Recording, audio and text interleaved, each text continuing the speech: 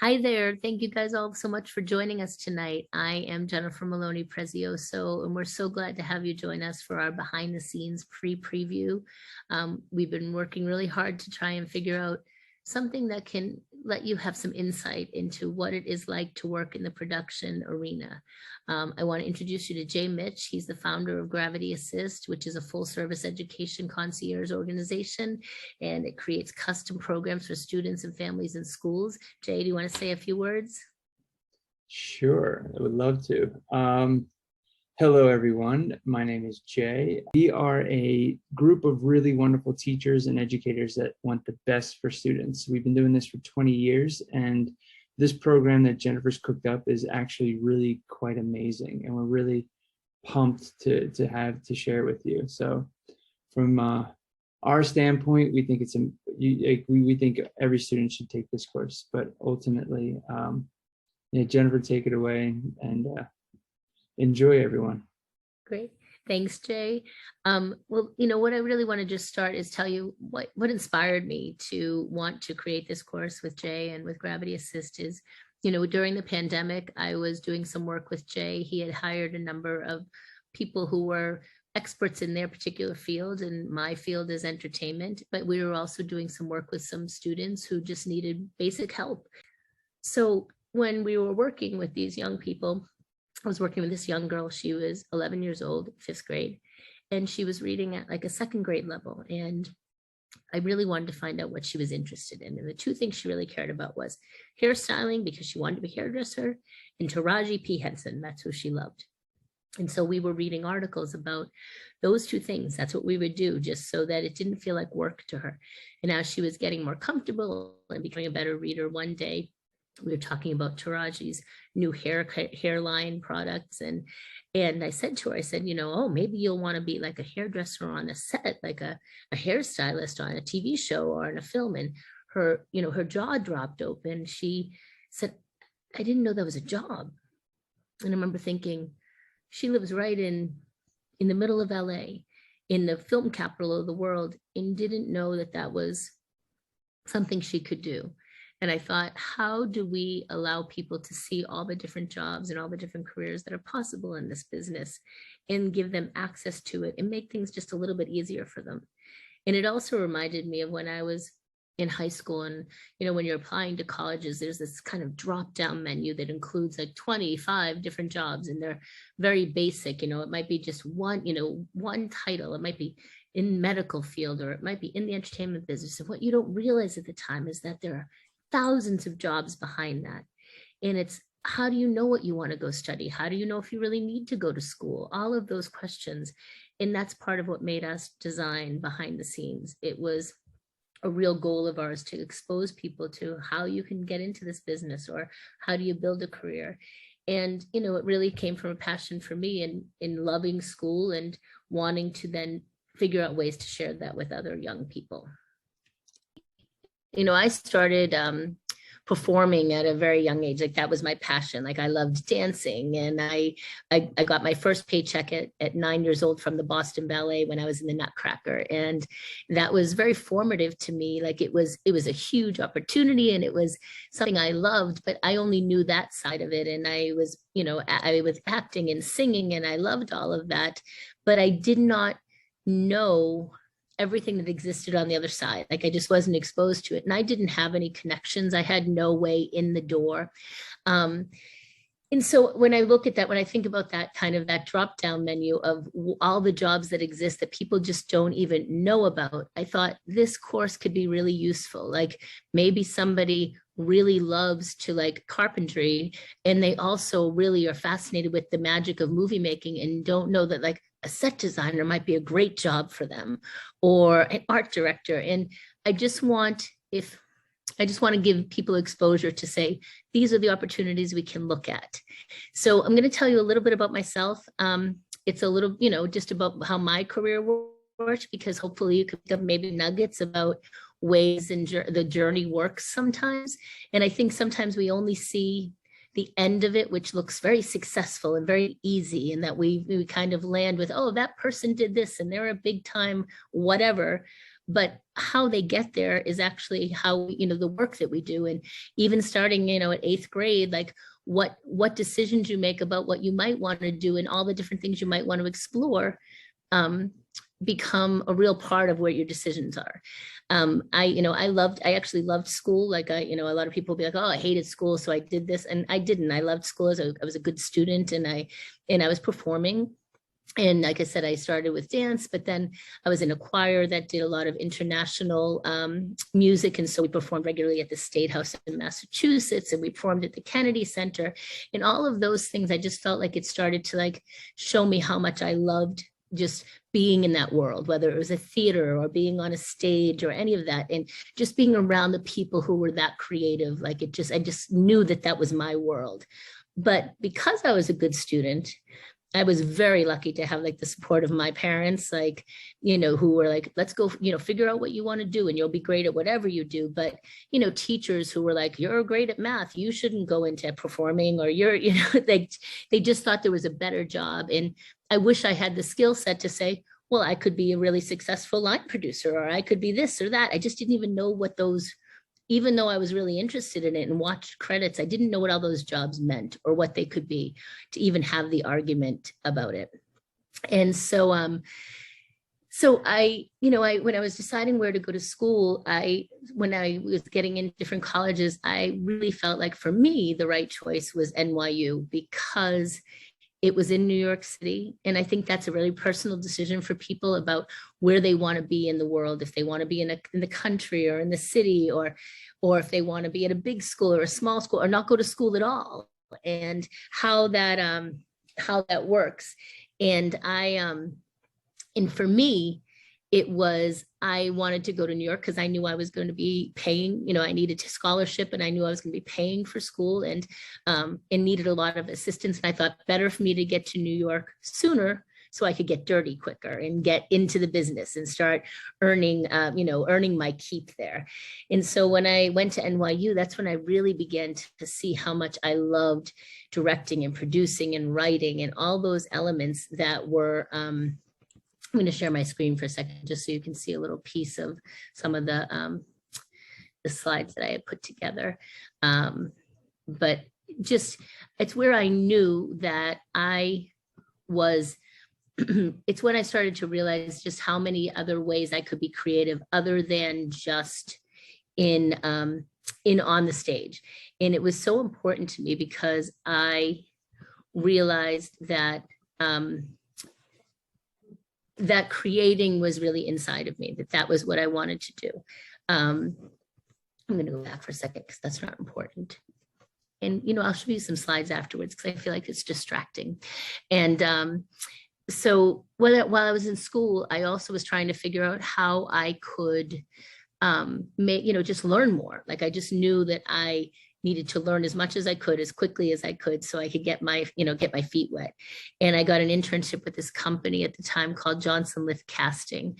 And they cast all the big Broadway shows. They cast shows that still run now, Phantom of the Opera and Les Miserables and Miss Saigon. And for a theater kid like myself who loved this, it was such a great opportunity to go in and just learn from the best in the business. And, I was very lucky to have that opportunity, but I was really willing to work hard. Like I was always the first one at at whatever job I was doing. And I was always the last one to leave. It's still something I believe in. Like I think that showing up is a huge part of what you have to do in this business and what you have to do just in life. Like you just have to just show up, and already you're ahead of a lot of people. And so when I was doing that internship, they did all these Broadway shows, but they also happened to cast a soap opera called Another World. And so it was great because I got to learn about, I always wanted to do television and film. And so I got to learn a little bit about that. Never went there for that, but it ended up being a huge game changer in my life. I graduated from NYU as the valedictorian. And it was a huge accomplishment for me at the time. Like I knew that I had to work very hard to do that, but I also knew that like I needed to stay in school, and those are the ways that I was going to get scholarships and be there. And so that was a big part of my my trajectory. And when I was working at Johnson Lift, because of that soap opera that they cast, when they were owned by Procter and Gamble, the big Procter and Gamble company in Cincinnati, you know, one of the worldwide company. They own these soap operas. They actually started soap operas to advertise their soap. And that's how soap operas began years ago. And so when I was graduating from college and deciding where to go, the people at the casting company where I had been working said, you know, they're looking for a temp right now. Would you like that job? Would you like to go and see if they'll hire you? And I say all of this because it's about connections, about showing up and doing good work and someone going, oh, I'm going to recommend you to the next person. So it wasn't that I had a relative or I knew someone, but my work started to, even at 19 and 20, like you go, that's going to open that side door and that's going to move you in a different direction, and just be willing to kind of go where it leads you. And so I went and started working as a temp for Procter and Gamble Productions. It was for the executive in charge of production. And that job is the person who oversees everybody. They are the one who's running the show, oversees all the executive producers, deals with the networks. And I was temping for that person. And I was very, very lucky that after even though they were looking for someone with about 5 years experience, after about temping for them for about 5 weeks, they asked me if I was interested in a permanent place with that job. And I was so young and so naive that I said, I'm not sure yet, which only with reflection do I understand how lucky I was that they asked again. But at the time, it was, I thought, oh, I have to do these other things still. I have to try. I said, but I'll still keep temping from you. I was smart enough to know that. And then the executive in charge of production, after a couple more weeks, said, if you stay here for a year, I'll teach you everything you need to know about running a production company. I was 21 years old and I knew that that was a gift. And I was smart enough to say yes at that point. And it was a game changer for me. That woman still to this day is a mentor and changed my life in terms of just being able to look at this big picture of how entertainment worked. And so I stayed there as a creative assistant for a few years, but I knew that, I'm not sure if what Hamilton fans we have here, but I knew I also wanted to be on the set in the room where it happened. And I, quickly decided I wanted to move over to a producer position. And so within a few years, I was over at As the World Turns as a producer. And we produced 250 episodes of television a year. And by the time I left As the World Turns, I was just 30, I think it was 30, almost 31 years old. I had produced 1,700 hours of television.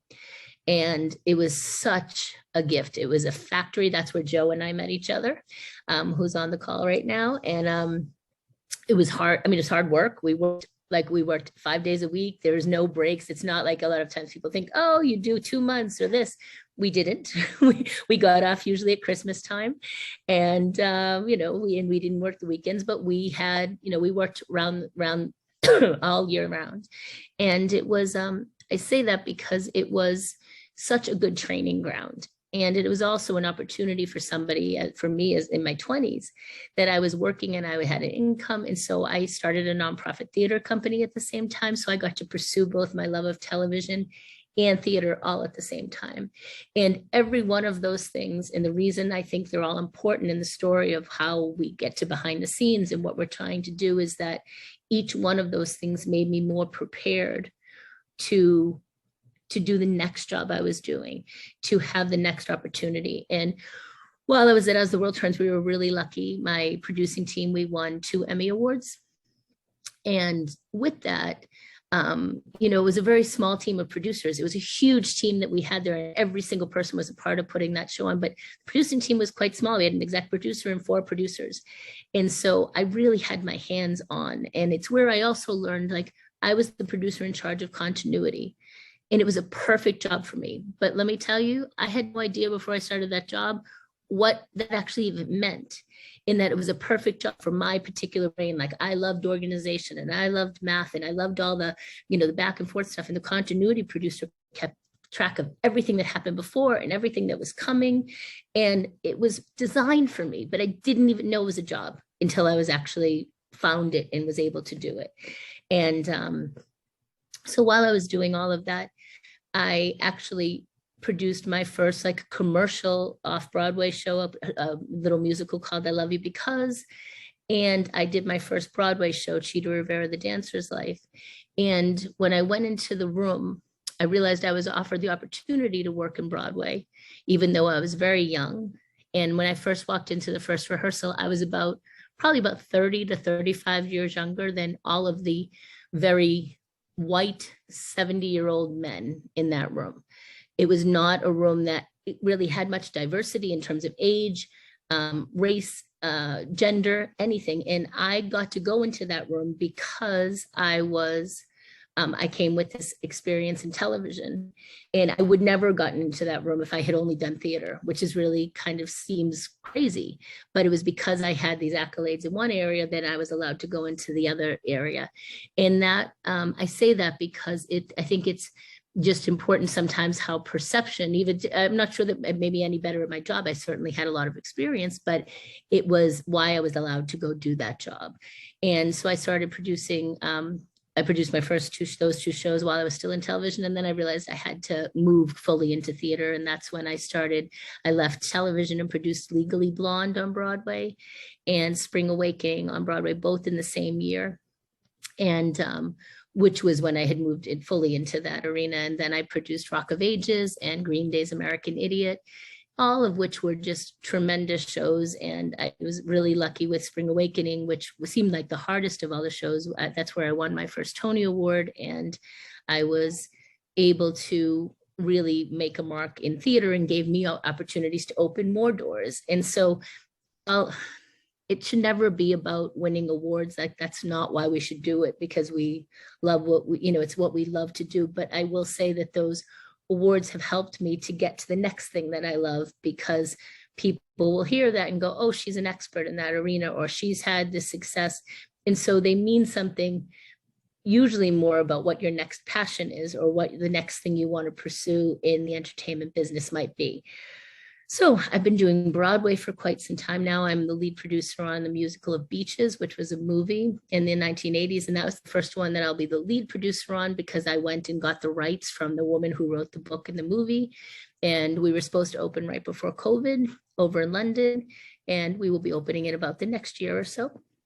And but it's stuff that I love, and it's entertainment's where I go. When everything shut down in the world with COVID and with the pandemic, I called Joe up 2 weeks into COVID and said, I want to make a documentary about the class of 2020. And this is what I'm thinking. And he said, okay, let's mask up and do it. And we were Zoom interviewing people a few weeks later. But that's where I go, because that's my particular expertise. Like, that's where I feel like I can have impact on the world, and where I can, it's where I go. It's what I do. Entertainment is my base and my expertise. So it's how I respond to bad things, good things, anything in the world. I look at like what my part of that could be. And still to this day. And I say all of that because I think you're constantly growing. I am always looking at what the next step is in my career and how I do that. And I look at how I can help to take people who have never had any experience in it and make their road a little bit easier. So with all of that said, I'm sorry, it's a lot, but I think it's interesting why doors open different ways and why the road becomes a different road. So I also think it's interesting is that I've been a producer, right? That's the job I've had for all of my career in music, in movies, in TV, and film. In that job, even though it's a producer, is a little bit different in each of those areas. And I think that's part of what we'll talk about when we're doing the 10 sessions is what is, just because if you love music, what is it a music producer does that's different than what a film producer does, and how does that all work? And so we'll go down that road as well. And then we'll break down into what those 10 sessions are. And what we really want to do is cover and answer questions and give people the opportunity, like where we'd begin. We would begin with, like, in session 1, we're going to do a nice overview of like all the different jobs that are in the different businesses, from pre-production, production, and post-production. and just see how they coordinate within a production, how everybody's jobs are intertwined. And so we're really talking that first session just about all the pieces. And what I want to figure out is everybody who's taking the class, what your particular love is. Like, do you have a particular love of editing or music or whatever it is, or you just don't know and you want to really hear about everything? But this way we can focus, and it will help me to pick the guest speakers that I will bring in, because over the 10 sessions, we will bring in 3 different speakers to talk and interview and about their jobs. So you get a little bit more the nitty gritty of how it all works. And so in the second session, we'll bring in our first guest. It'll be someone from the pre-production side, maybe a writer or a budget supervisor, a scenic designer, somebody who's having to start doing their work early before the whole team is there, as they start to build what it will look like, and we start to see what that production will look like. And that will bring in somebody of that, of that caliber as the first guest. And then in session 3 and 4, we're going to go really dive into pre-production, like where do ideas come from and how do you begin? Who are the first members of a team, writers, producers, directors? What is development? What is script writing, and create a script breakdown, and budgets, and create a production schedule. We won't go into, we're not going to do all of it, but I will show you examples of what this looks like, because the more the language feels familiar to you, the more you know what questions to ask or what roads to go down to figure that out. So we will look at that, and then we'll look at agreements. I'll show you there's, what type of agreements and contracts do people have with talent and unions and agents, and all of that will be part of the pre-production part that will be in sessions 3 and 4. Also assembling a crew, like heads of departments, cinematographers, casting directors, art directors, costume designers. These are words I think people most of the time might just see scroll by on the credits and go, I have no idea what that person does. Or why is that a costume designer? And then there's 25 people under them. What are they doing? What are all those jobs? Like, and are there specific jobs? Like I think people see there's a director and a first AD and a second AD and go, oh, they must all do the same thing. It could not be more different. What the first AD is doing compared to what the second AD is doing are completely different jobs. And one might be a great job for you, and one might be a terrible job for you. And so the more you know, so you can ask those questions, I think it just gives you a hand up.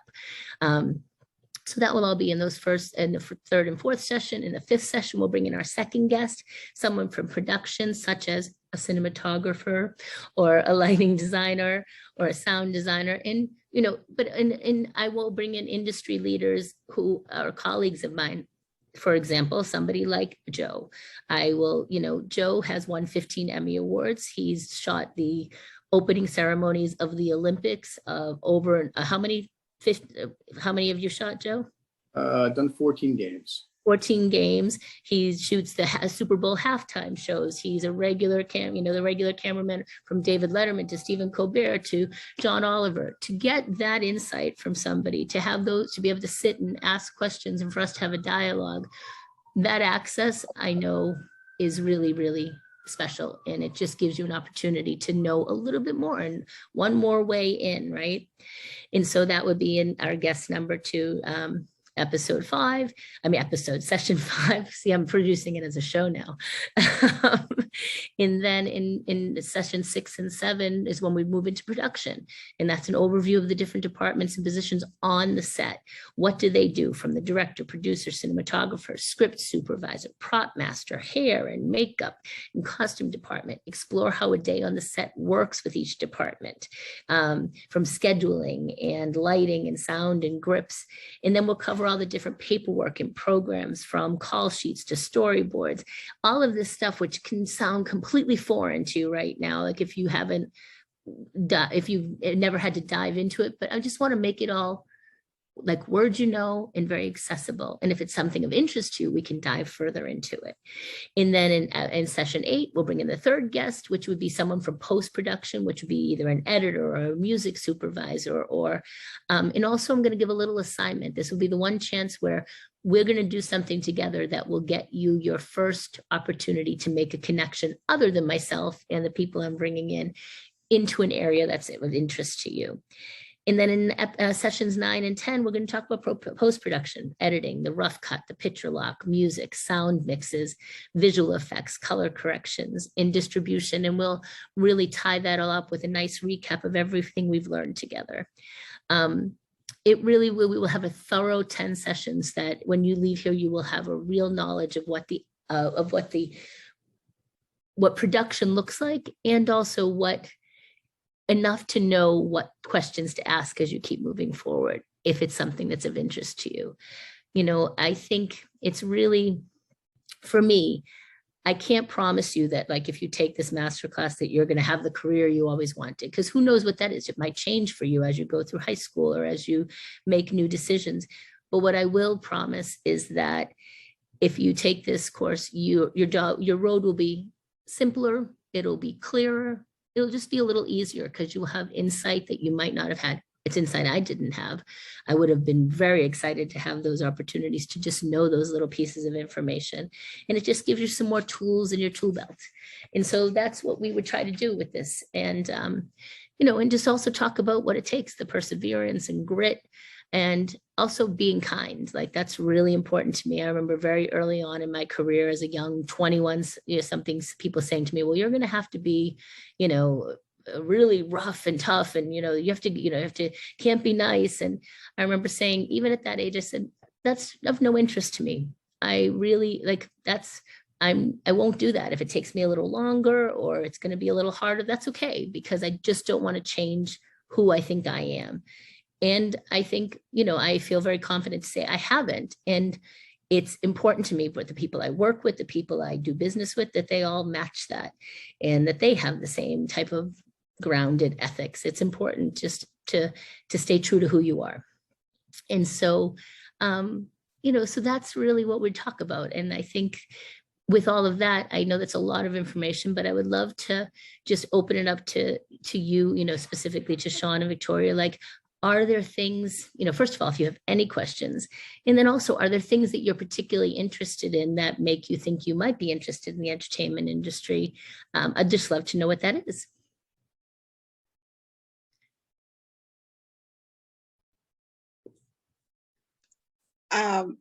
Well, I'm gonna let her talk. Tell her what you're interested in. Like what goes on behind the scenes and like who writes plays and stuff.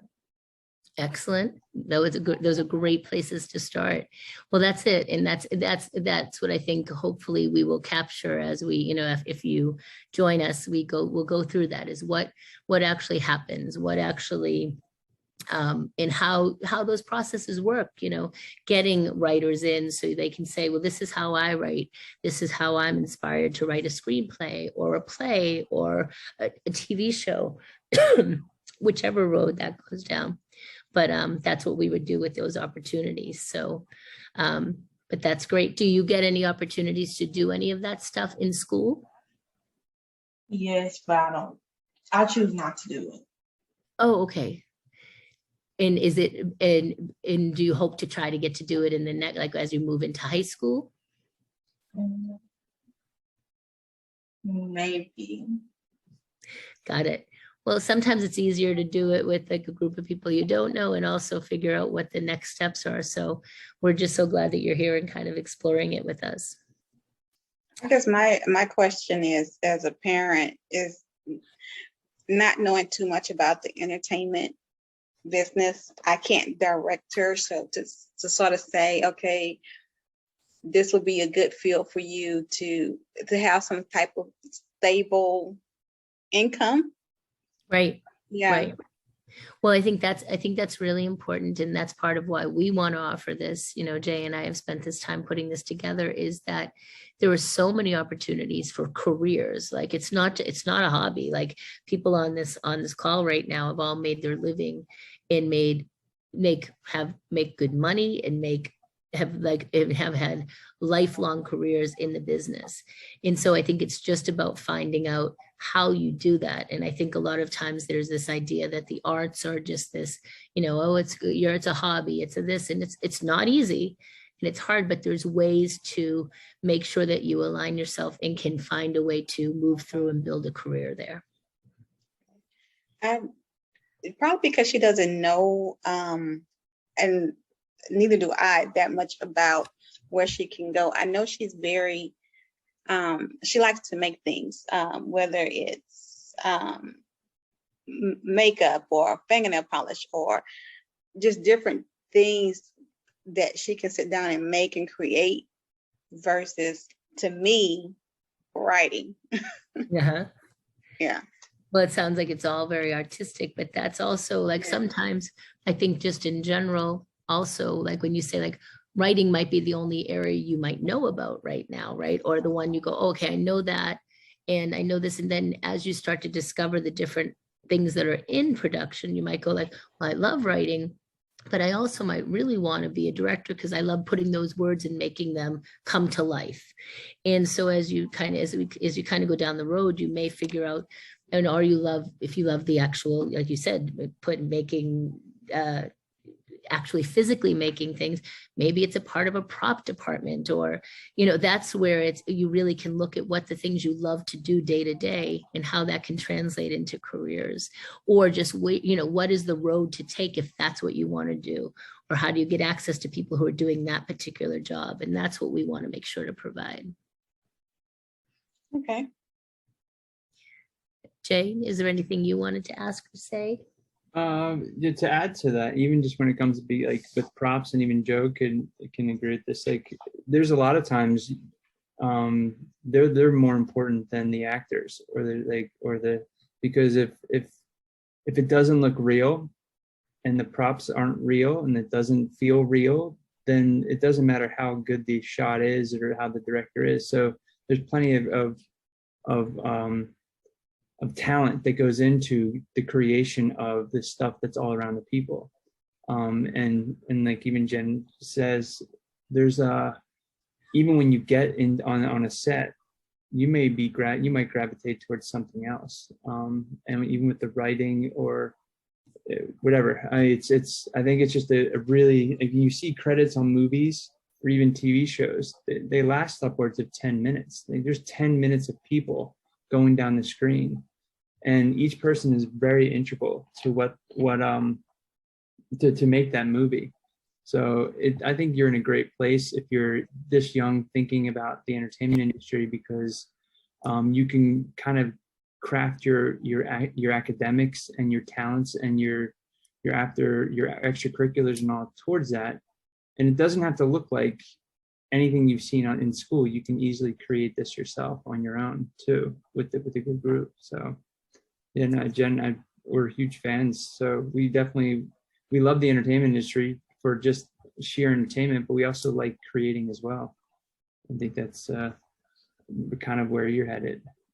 And figure out how to make a living at it, because I think that sometimes people go out say, oh, I can't do that because I don't know, you can't really sustain yourself. And that's just not, that's what we want to do, is open it all up so you can look at it and go, oh, there's some real options here, and what would the best way for me to get there, or what things should I look at and study to even in high school, as you're going through, like what will give you opportunities that will enrich you in the things that you love. And that's what we hope to do with this program. Yeah, and a lot of this program, Sean, is also going to teach Victoria a lot about communication and networking, and even just understanding of like, what does it mean to be really good at something like this? Not just like, oh, here's one job, then here's another job, then here's another job, and here's another job. End of the course.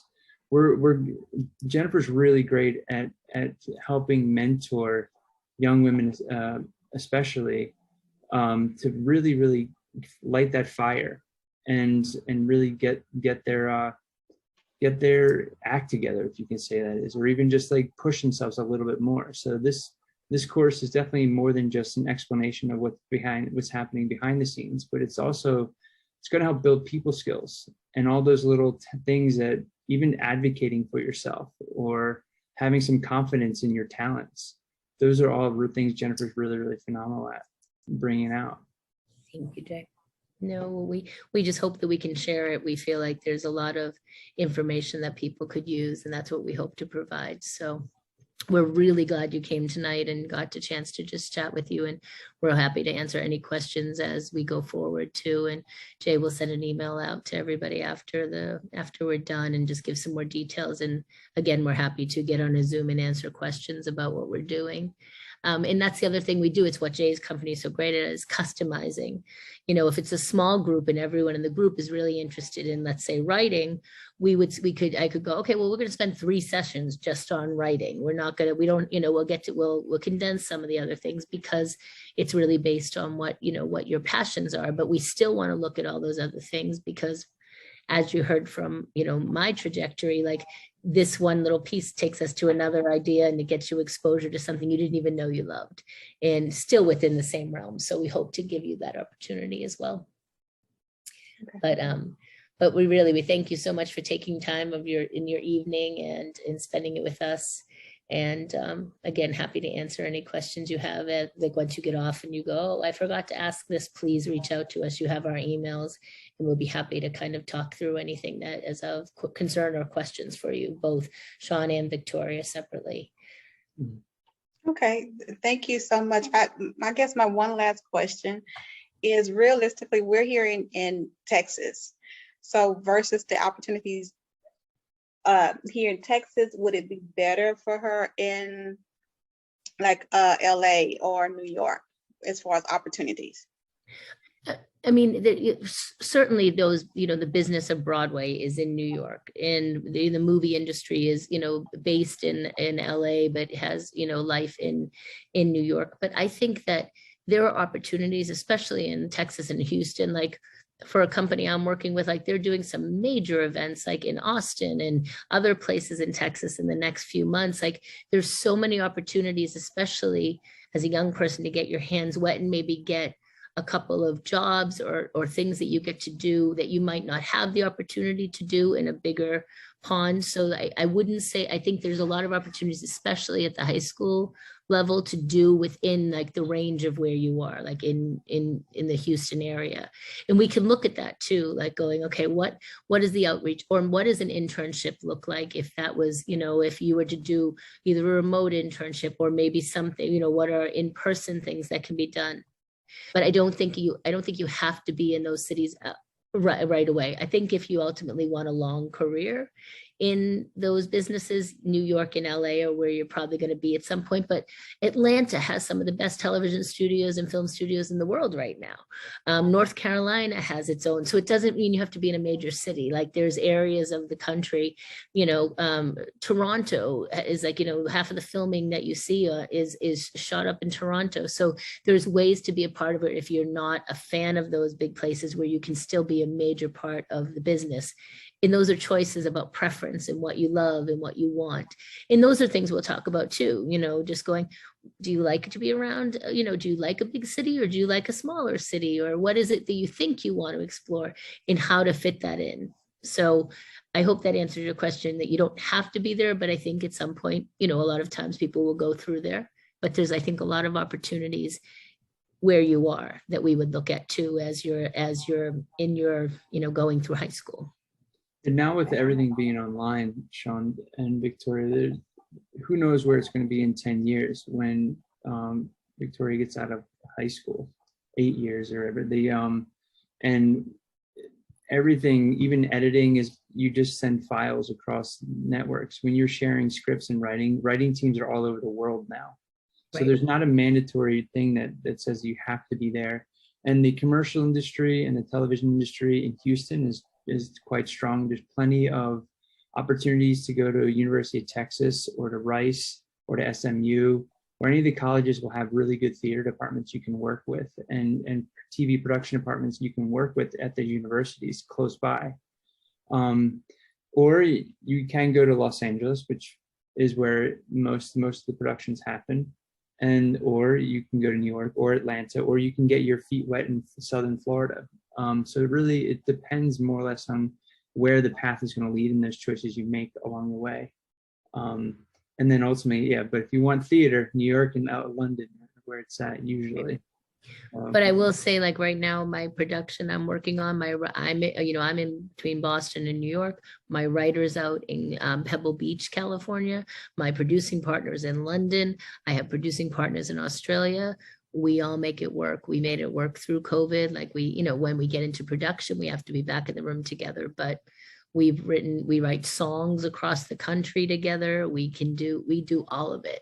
And so to Jay's point, I think there's a lot more access now, and especially as a writer, you really can be almost, you can be anywhere. You might have to go be in meetings or go to cities, but I think there's so much more opportunity now to kind of diversify your location as well. Okay. So that is our presentation of what we're looking to do, and we hope that we can answer any questions you have. And we're just so glad you spent the night with us.